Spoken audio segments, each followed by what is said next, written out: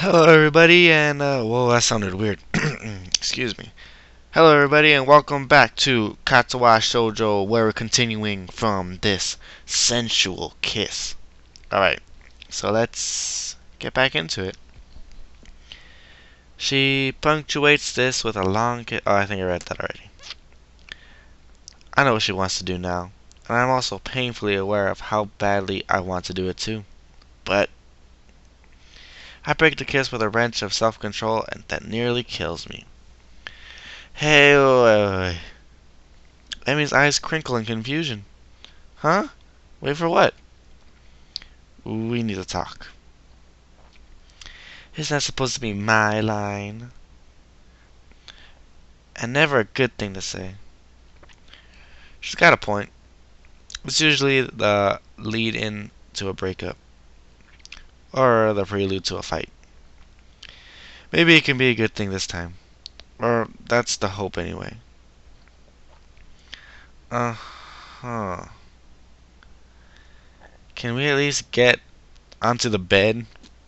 It's my first day back on these things and I'm still readjusting. Plus the nurse said I should try to be on them less often since running puts such a strain on them. Can't argue with that. It's a trap, we both know it, and we both don't care. Then again, it's awfully hard to get angry while in bed with the object of your affection. So maybe there's that motivation too. I set Emmy's legs by the bedside and sit down next to her, throwing an arm around her shoulders. In silence, we just enjoy being able to be in this position again for a few minutes.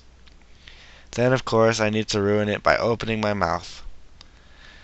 Look, I know that you've been having kind of a rough time of it lately.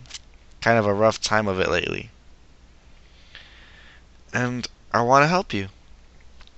I thought it was just exams getting to you, but now I come to your room and you've been crying. That kills me. But I can't do anything if you don't talk to me about it. I told you, I'm fine. No, you aren't. You're ugly. No, I'm just joking. It's obvious something's eating at you. You can tell me, you know. There's the slightest increase in tension in Amy's voice. Why is my saying I'm fine not good enough? You're concerned, I get that. That's cool. But I'm fine. It's nothing that you need to worry about. Not sleeping and spacing out more than Rin doesn't strike me as being fine. I just want to help. Uh-huh. Yeah, I don't like seeing you like this. I want you to be happy, you know? I get the feeling I came out wrong, because Emmy fixes me with an icy stare. So you want to fix me, Hasao? She's definitely getting angry now. Want to swoop in on my white charger and save the day. What the hell's a white charger? Stop the nightmares, the phantom limb pains. Restore what's lost. Her voice catches in her throat and the tears start to flow. Well, you can't. Nobody can. Nobody will. I'm so stunned by her sudden verbal assault that I remain quiet. Neither of us say anything for a while. I'm surprised that Amy tightens her grip on me rather than pushing me away. After a deep breath, she starts talking again. Look, I'm sorry. There's these nightmares. About the accident? Ah, the accident. Should have known. It took her legs after all, but it never comes up, of course. And I usually deal with them fine because I can run. Running clears my head like nothing else. I don't have to worry about anything when I'm running. I just concentrate on breathing, on the rhythm of things. It's easier that way. Life's easier that way. Just keep moving forward, you know? Nothing else matters. Just getting around the next curve. And then it's the next curve, and the next, and the next, until I can't go anymore, or think anymore, or do anything but slow down and walk until I catch my breath again. After something like that, nothing else matters. But I've been stuck in that goddamn wheelchair for too long, so no outlet. Today it just kind of boiled over a little bit. You could have talked to me about it, you know. You didn't have to do it alone. Emmy smiles sadly like she's trying to explain to a child that all fire burns. Yeah, I did. And I do. But why? Why do you have to keep going through this alone? Why can't you just trust me enough to let me help you? That smile again. Emmy leans in and kisses me on the cheek. An almost motherly gesture. She leaves her mouth close to my ear as she confesses this one thing to me. Because, Hasao, I've already had everything I knew ripped away from you once. I don't know what I'd do if it happened again. She pauses as if uncertain as to whether or not she should continue. I can feel violent turning in my gut. Hold on. Okay.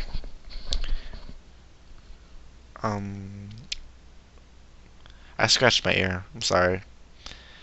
She continues.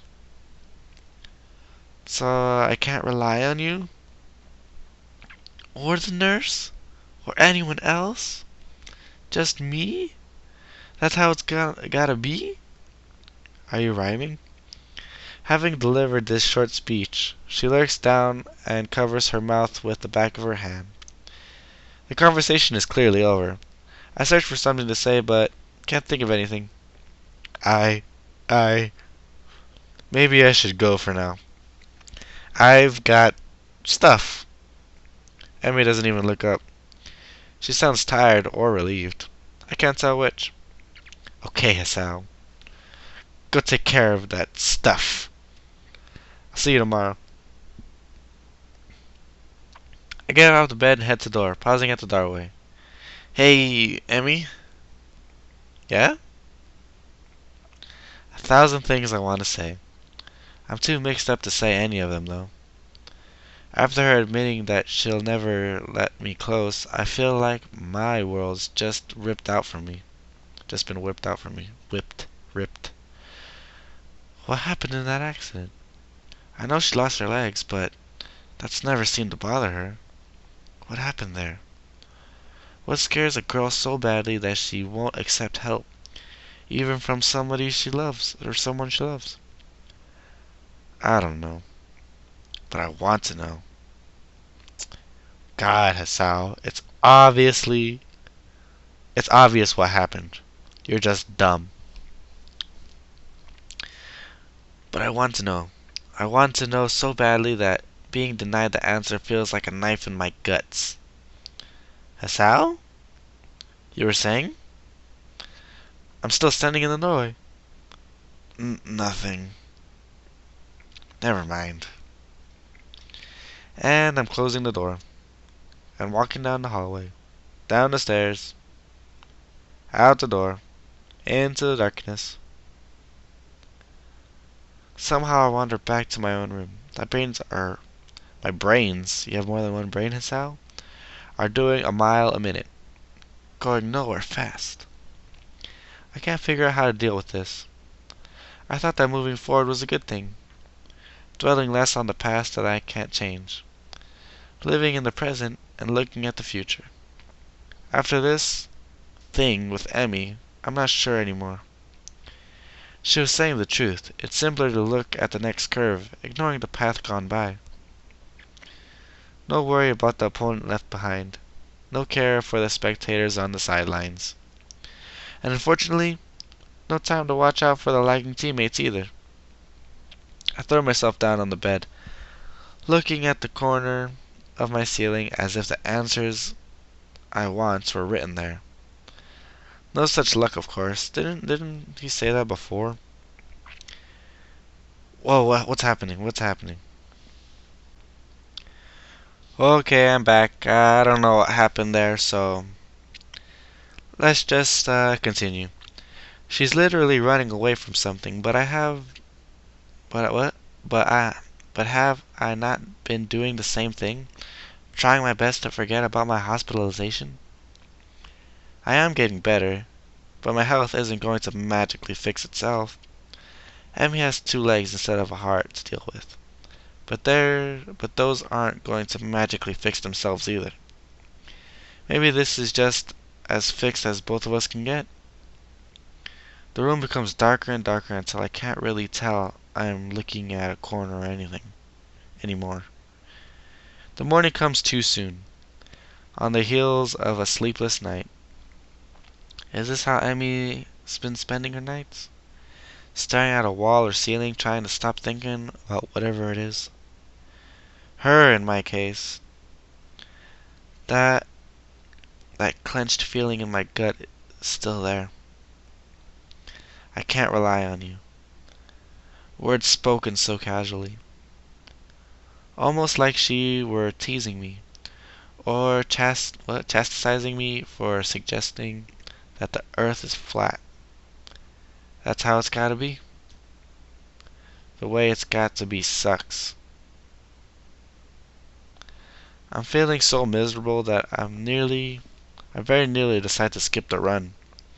That would be stupid though. It's not something I should do just to see her. Sure, that was the original reason, but it's something more now. I started to enjoy running itself. There are worse ways to get the blood flowing anyway.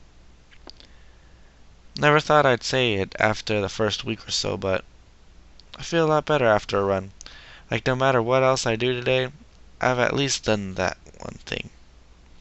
It wakes me up too. And Amy herself said that running always clears her mind. Maybe it'll help clear mine. I hope so. The morning is cool and clear, if a bit humid. Summer's making itself known, it seems. Amy's already stretching out when I arrive, and greets me with a smile and a wave. Hey, Hassao! The sight of her so chipper is like a kick in the nuts. How could you be so happy after yesterday? I give a half wave and I'm surprised to receive a hug. Hey, about last night. Here it comes. I wanted to say thanks. I actually managed to get some sleep for the first time in a while, and I think it's because of our talk. So, thanks. How could she sleep better after that chat? She basically told me that she wouldn't get any closer to me. And that let her sleep well? Excuse me, but what the hell? Emma either doesn't notice my bafflement or chooses not to notice. No telling with her anymore. Oh, no problem. Glad it helped. The venom that threatens to drip into my voice is controlled for now, but I think I'd better start running now, before I do anything stupid. Amy seems equally willing to get started, and before long, we're darting around the track. I can tell she feels more relaxed. Her running has gone back to the more grateful movements I remember from when I first watched her. It's a stark contrast to the almost brutal way she's been hurling herself around the track these past few days. Our talk really does seem to have helped her. A pity it couldn't help me. I got into the rhythm of running, thinking back to when I couldn't afford thinking about anything else but keeping my breath steady and legs moving. Guess those days are gone, at least for the first couple of laps. Annoyed at the lack of success I'm having with clearing my head, I increased the pace. Ah, there's the burning sensation in my leg. The breath's coming raised in my chest, the pounding of my heart, which I still need to be careful about. But it does seem to have gotten stronger. I can feel it pumping blood through my veins. The sound thrums in my ear, but instead of being panicked as I was that day in the snow, I'm instead feeling with elation. filled with elation. Yes, it's working. My heart, that fatal flaw that landed me here, has improved. I'm able to keep going now, and maybe one day I'll be able to stop worrying as much. Right now, it doesn't matter that I have no idea what to do about Emmy and I. All that matters is that my arms and legs continue to pump in concert with one another.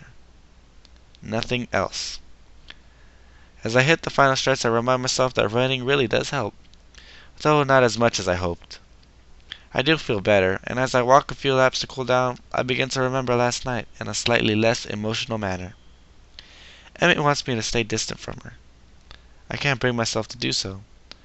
There's gotta be a way around this. Some kind of middle ground I can reach. Not sure what that middle ground is though. Damn. I'm almost feeling optimistic. Nice run, Hashao. You really improved. Nice run. That's all I can hope for now, isn't it? Congratulations, Hashao. You're pathetic. I gotta change my attitude. Well, I am pretty awesome. And yet, I just keep saying things that I don't mean. Any second now, I'll be as good at hiding my problems as Emmy is. I like to think so. Why does she do this to me? Why? Say something like that with such real affection in her voice that it makes my heart leap. She doesn't mean it. She can't. I must be doing a worse job than I thought, because Emmy peers closely at me. Hey, you feeling okay? Maybe we should get to the nurse, huh? Yeah, I'd hate to keel over on you. Emmy looks a little shocked at my bitter tone. Don't say things like that. You've already done it once before, you know. Why does she act so affectionate? She doesn't really care. I think she made that clear. But despite all that, I find myself apologizing even though I shouldn't have to. Even though she's probably just putting on an act. Sorry. Come on, let's see the nurse. I can't get myself to calm down the whole time. Every time it feels like I've gotten over what happened last night, Emmy does something or says something that shows affection, and I'm back to the beginning. The image of her ending the conversation haunts me. It was like a final twist of the knife that left me feeling, bereft? Of any hope that Emmy and I could be more than what we are. And what are we at this point? Fuck again? Okay, I'm back. What we are. And what are we at this point? Little more than friends who happen to fuck. Whoa, Hasao. And really, it's not like I don't enjoy the time I spend with her. Said so the other day myself. I very nearly didn't even bring anything up to her. Was just gonna hop on in there and let it ride, wasn't I? With it running through my head, I find myself in front of the nurse's office, still brooding as he checks out Emmy. Emmy comes bounding out of the door, gives me a kiss, and darts off to shower, I assume. Meanwhile, the nurse beckons me into his office to give me the ritual once-over. Any problems today? Nah, I even pushed it a little harder today than I have in the past, and it seemed able to handle it. That's uncharacteristically risky coming from you, Sal. You've been hanging out with Emmy too much. She rubbed off on you, and not necessarily in a good way. At the mention of Emmy's name, I can't help but frown unhappily in spite of my efforts at control. Well now, this is new, don't you think? Last I checked, you usually respond to Emmy's name with a grin, not a frown. What exactly happened between you two? Because Emmy doesn't seem to be in on it, whatever it is. She looked more relaxed than I've seen her in weeks, which is unusual unusual for this time of the year. What do you mean by that? By what? For this time of the year, I keep trying to find out what's been bothering her, but she clams up as soon as I broach the subject. Then last night she said, let me guess, she won't tell you because she says she can't trust you. And now she's crushed. And now you're crushed because you thought that you two were so much more than she seems to think, right? Or more or less. How the heck did you know? Sal, I'm the nurse. It's my job to know these things. You're freaking dumb, nurse. Plus, I've known Amy for a long time. For long enough to know that she'd try to do something like this. It's just like her. He says this in a sort of half affectionate, half frustrated tone that would seem more appropriate if he had a cigarette dangling from his lips. As it is, he's willing to make do with a pen. Look, you mind if I give you some advice? Sure, why not? What was it Matao said yesterday? If you can't observe the thing, then observe what's around it. Worth a shot. The nurse knows Emmy better than I do, I'll wager. Sure, I'm open to any suggestions. Honestly, I'm kind of lost. I've got no idea how to deal with this. I never would have guessed. He grins while he says this. I think he's kidding. Look, here's the deal. Emmy is stubborn. You should know that by now, and if you don't, then you're pretty unobservant. But I'm giving you the benefit of the doubt here. I'm so grateful. Anyway, if she decided that she doesn't want to talk about what happened, then she's not going to talk about what happens. Has she said anything about what's been bothering her? Even a hint? Well, she did say it's been having nightmares about the accident. Really? You're making progress then. That's good. Well, I guess I can fill you in on this without violating my strict non-interference policy when it comes to Emmy making stupid decisions. The anniversary of the accident is coming up soon. She gets depressed around this time because it's a pretty traumatic event. Concerning what she lost. That's the other thing. She acted like she lost more than just her legs. What happened? Whoa, nope, not going there. You have to ask someone else about that because there's a whole can of worms I'm not about to open. Can of worms? What the heck does that mean? If Emmy wants you to know, she'll tell you in her own time.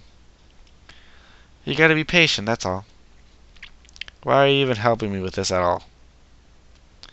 Because you're good for her. She trusts you.